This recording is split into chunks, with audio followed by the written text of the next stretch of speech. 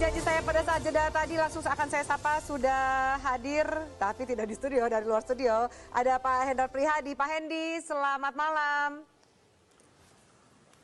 Selamat malam Mbak Viani, ada Ya. Bang Don Bosco, Ya, ada Bang Mas Burhan, Hendi. Mas Wahyu.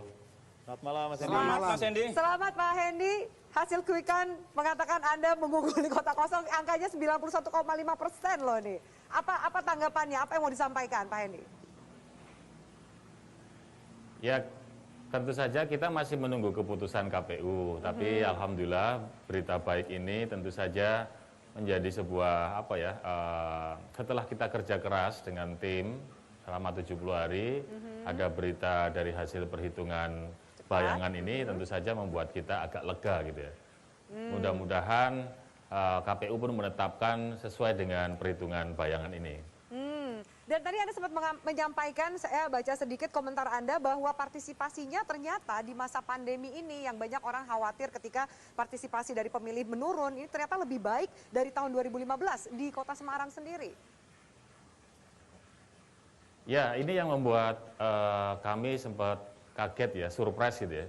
Karena dari perhitungan tim pemenangan kami, ini ada hampir 800.000 warga yang datang dari DPT sekitar 1.174.000 sekian.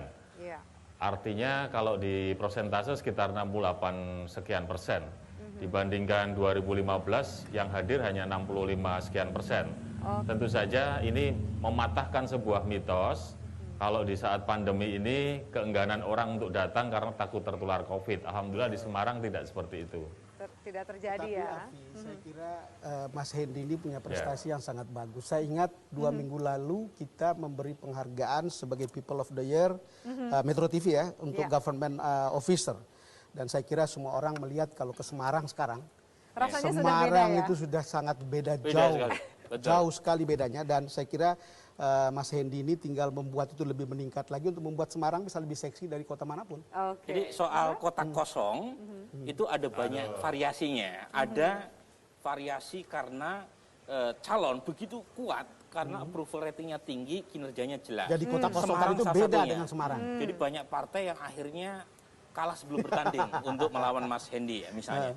Tapi di beberapa tempat ada juga kota kosong bukan karena calon tunggalnya itu hebat, tapi karena dia memborong partai. Nah, jadi memang tidak bisa kita pukul rata ya. Nah, untuk kasus Semarang saya kira banyak survei termasuk survei beberapa lembaga sebelum pilkada, memang Mas Hendi sudah jauh di atas angin sehingga sudah melambung, membuat sulit banyak dikejar. partai akhirnya memilih untuk berkoalisi ketimbang berkompetisi. Oke, Mas Edi mau ditanggapi nggak tadi statement dari Bang Don dan Mas Burhan ini? Silakan. Saya sih terima kasih atas masukan dari petinggi-petinggi yang ada di tingkat nasional ini ya. Bang Burhan siapa sih yang nggak kenal, apalagi Bang Don Bosco. Tapi menurut saya ini buah dari kerja keras semua tim relawan, partai pendukung, dan masyarakat Kota Semarang.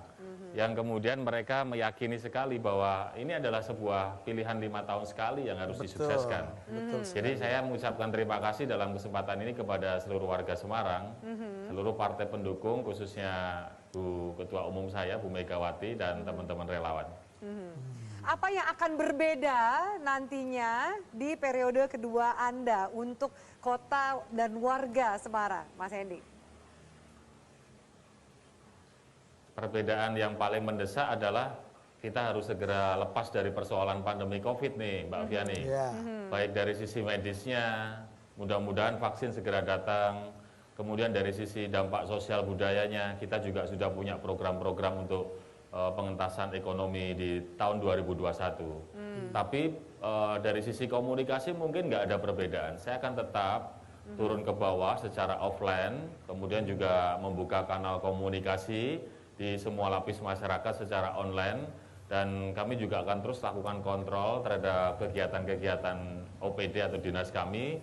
Harapannya program dari Pemkot ini harus dirasakan manfaatnya oleh masyarakat. Jadi ini menjadi sebuah target prioritas kami, terutama pengembangan Semarang di wilayah selatan supaya ekonominya tumbuh dengan baik.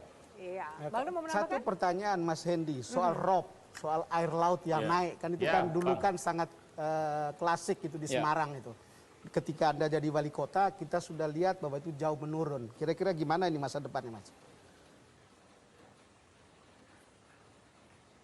Mas Hendy, soal Mbak ROP. Fiani saya nggak dengar Soal ROP, tanya. Oh ya. Ya, soal ROP itu bagaimana? Karena waktu kemarin juga saya membawakan debat itu juga ternyata hujan deras pada malam hari dan ternyata juga ada beberapa titik yang banjir gitu. Nah, soal ROP sendiri bagaimana? Apa strategi Anda ke depan?